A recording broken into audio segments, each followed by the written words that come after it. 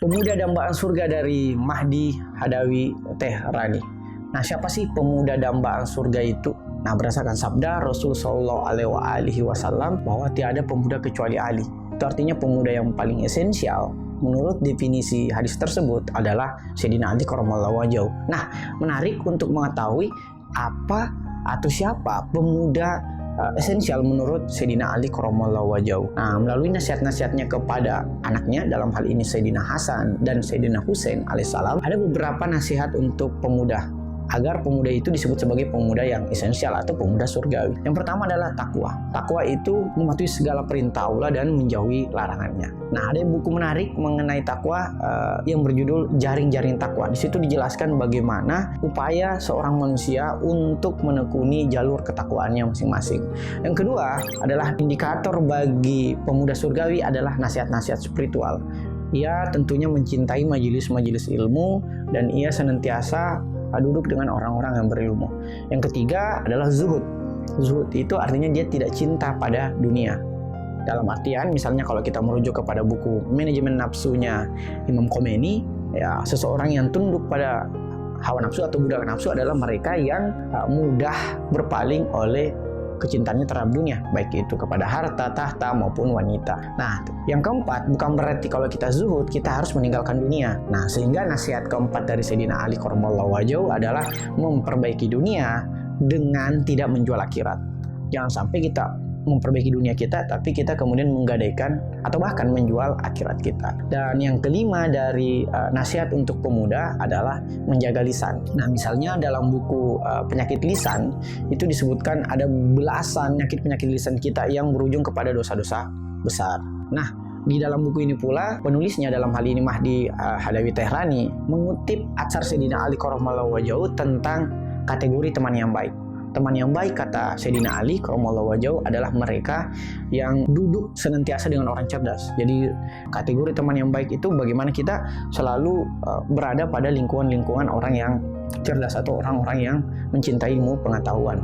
Misalnya kalau teman-teman sering baca buku Quraisyab, di lembaran-lembaran awalnya itu selalu ada kata-kata mutiara yang mana Quraisyab mengatakan bahwa sebaik-baik teman adalah buku. Sehingga sebaik-baik teman secara konteks, bukan secara teks, adalah teman yang mencintai buku. Nah, kategori teman yang baik pula mereka yang menjauhi perilaku-perilaku buruk. Nah, tetapi bukan berarti kita harus memutuskan silaturahmi. Bahkan kata Sayyidina Ali, jadilah orang pertama yang menyambungkan silaturahmi meskipun kepada orang yang ingin memutuskan silaturahmi tersebut. Nah, tidak dikatakan menyambung silaturahmi jika kita nongkrong sesama orang-orang yang itu saja. Nah, menyambung silaturahmi adalah menyambungkan tali persaudaraan yang hampir atau bahkan sempat terputus. Misalnya kepada orang yang mencelakakan kita, tapi kita yang kemudian mendahului untuk meminta maaf. Apalagi kalau kita mencelakakan dia. Mengenai rekomendasi tentang perbuatan-perbuatan silaturahmi yang baik atau bagaimana kita berakhlak dalam silaturahmi, silakan baca misalnya Falsafah Akhlak Murtada Mutahari.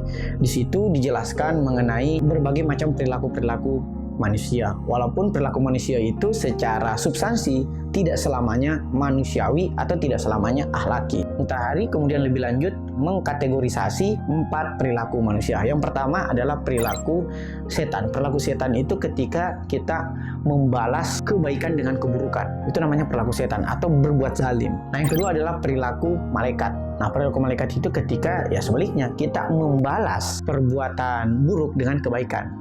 Ini kemudian disebut sebagai akhlak atau perbuatan akhlaki. Nah, kategori perbuatan keempat adalah perbuatan manusiawi. Perbuatan manusiawi ya membalas kebaikan dengan kebaikan. Ya ini manusiawi aja gitu. Ini kemudian disebut sebagai balas budi. Sementara perbuatan yang keempat adalah perbuatan binatang, yaitu ketika kita membalas keburukan dengan keburukan atau dengan kata lain balas dendam. Jadi ada perbuatan zalim, akhlaki, balas budi, dan balas dendam. Yang direkomendasikan adalah perbuatan akhlaki atau setidak-tidaknya balas budi. Ya, akhlaki adalah membalas segala keburukan dengan kebaikan. Tapi bukan berarti misalnya kalau kita ditampar pipi kanan ya kita kemudian mencuci tangan orang yang menampar itu gitu, tapi membalas keburukan dan kebaikan dengan cara adalah memaafkan gitu, atau bersikap pasif terhadap upaya mereka dalam menampar kita gitu, bukan kemudian kita melakukan kekerasan balik dan sebagainya. Nah, pemuda surgawi ini adalah mereka yang kemudian melakukan perbuatan akhlaki tersebut. Nah, misalnya inilah yang kemudian diamalkan oleh teladan suci kita, dalam hal ini Rasul Shallallahu Alaihi Wasallam dan para imam alaihissalam. Itulah yang kemudian menjadi rujukan ideal terhadap teladan pemuda surgawi. Nah, misalnya pula dalam buku ini disebutkan bagaimana sih tampakan pemuda surgawi ketika dia sudah ada di surga. Nah, di situ disebutkan misalnya ada hadis dari Rasul SAW. Ini juga hadis yang ada nada-nada jokesnya juga sih, gitu, karena suatu waktu seorang nenek-nenek atau wanita parubaya bertanya kepada Rasul, "Ya Rasul, saya sudah sangat tua, bagaimanakah tampakan saya ketika nanti di surga?" Nah, jawaban Rasul kurang lebih adalah, ketahuilah bahwa sesungguhnya di surga itu tidak ada nenek-nenek.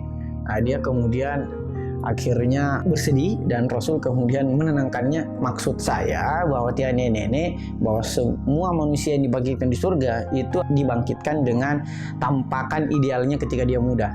Nah, misalnya kalau kita ambil analogi ya, sederhananya, apa yang kita pasang di foto profil kita mungkin itu nanti yang di surga gitu ya. Kan kalau yang dipasang di foto profil itu kan paling keren misalnya ya. Kecuali ada teman saya dia pasang terus foto binatang di foto profilnya. Nah, mungkin logika sebaliknya kita bisa terapkan pada neraka. Misalnya tampakan kita neraka adalah tampakan yang paling jelek sekali di dunia yang kemudian dibangkitkan nanti di neraka. Nah, lebih lanjut misalnya kalau kita membandingkan dengan buku Islamic Idol dari Ali Dawani, di situ disebutkan bahwa rata usia pemimpin dalam hal ini Nabi termasuk para imam alaihissalam itu 25,5 tahun. Jadi kalau kita merujuk misalnya keturunan-keturunan Rasul yang menjadi pemimpin dan kemudian dibagi ratanya itu 25,5 tahun. Itu artinya ya tepat sekali sabda Rasul Shallallahu Alaihi Wasallam bahwa didiklah anakmu 25 tahun sebelum ia lahir. Maksudnya apa? Bahwa 25 tahun itu adalah usia yang ideal untuk menjadi seorang pemimpin dalam keluarga yang mengawali karakter kepemimpinannya di masyarakat. Nah, bahkan lebih lanjut pula, Sayyidina Ali Karramallahu wajhahu mengacarkan bahwa masa muda adalah analogi ladang yang sangat subur, yang padanya kita dapat menanam benih-benih kebaikan untuk masa depan yang lebih baik. Ini tentu berbeda dengan pandangan Bang Haji Roma yang mengatakan bahwa masa muda adalah masa yang berapi-api.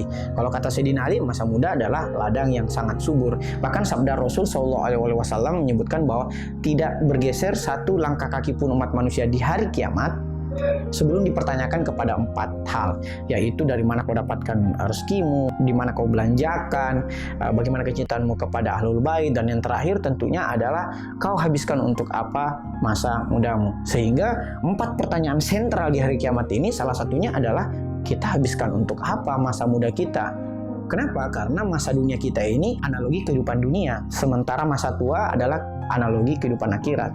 Jadi ketika kita memperbaiki masa muda kita pasti memperbaiki masa tua kita. Sebagaimana kalau kita memperbaiki masa dunia kita atau kehidupan dunia kita, maka kita tentunya memperbaiki kehidupan akhirat. Nah, sehingga masa muda itu menjadi sebab pula bagi perbaikan masa tua dan masa akhirat di kehidupan yang selanjutnya. Izinkan saya kutip buku saya sendiri yang berjudul Masa Depan Pancasila. Di penutupnya saya sebutkan bahwa masa sekarang atau masa lalu adalah sebab bagi akibat di masa sekarang, sementara masa sekarang menjadi sebab pula bagi akibat di masa yang depan. Nah, jika ingin melihat masa depan seseorang, masa depan bangsa, itu lihatlah apa yang dilakukan di masa mudanya atau masa sekarangnya. Jika yang kita lakukan sekarang adalah seks bebas, melakukan kegiatan yang sia-sia, melakukan permainan yang tidak memiliki relevansi di masa hidup yang akan datang, maka niscaya masa depan kita adalah masa depan permainan atau masa depan penyakitan. Sementara kalau kita melakukan misalnya berpikir, berdiskusi, atau bekerja untuk hajat hidup orang banyak, insya Allah masa depan kita adalah masa depan yang gemah ripahul jinawi, tata tentram kertara harja, atau masa depan yang baldatun toyibatun warobun gofur dalam Quran surat As-Saba, atau masa depan yang dalam termaktub Undang-Undang Dasar kita, yaitu masa depan yang adil makmur, yang diridhoi oleh Allah Subhanahu wa taala. Saya kira itu untuk buku Pemuda Dambaan Surga dari Mahdi Hadawi Tehrani. Terima kasih. Wassalamualaikum warahmatullahi wabarakatuh. Ada pertanyaan?